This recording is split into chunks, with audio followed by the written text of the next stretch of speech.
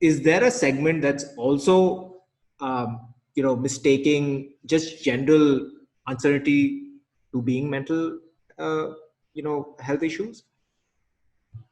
Or that's a very small subsegment? Because I mean, that's all, I think the younger generation has a tendency of trying to find answers for everything.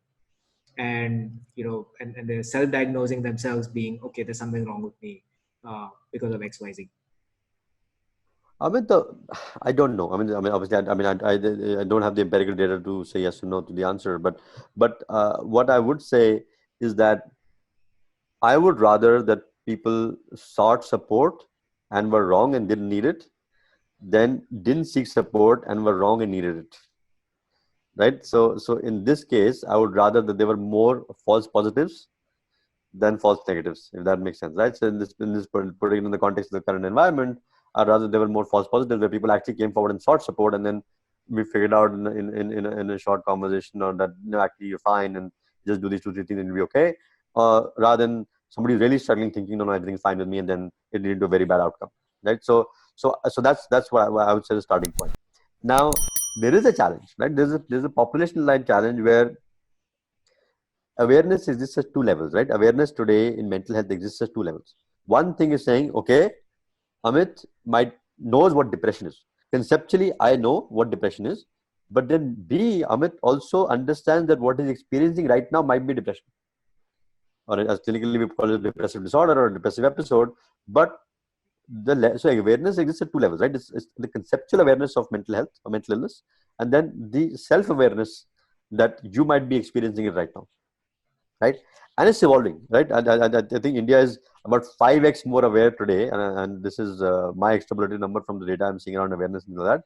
But India is about, my extrapolation is India is about 5x more aware today around mental health issues, at least in the urban population. And I'm not just saying urban wealthy, but urban generally population, compared to where they were 5 years ago. And it's constantly rising. A lot of things have helped with it. The ubiquitous nature of information dissemination, or whether it's celebrities coming and really championing the cause of mental health illness and awareness, or general acceptance, right? The Prime Minister talked about mental health in one of those first. I remember the second or third speech he did during the lockdown. One thing he talked about was maintaining good mental health, right? The government has launched multiple helplines to support people's mental health this time, right?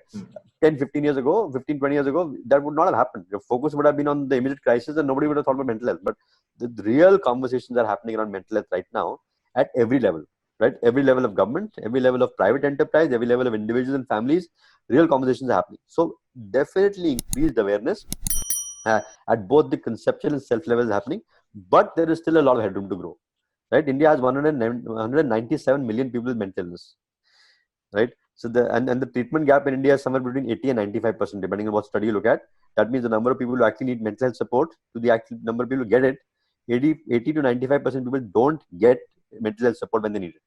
Oh, wow. Right? So that's the treatment gap.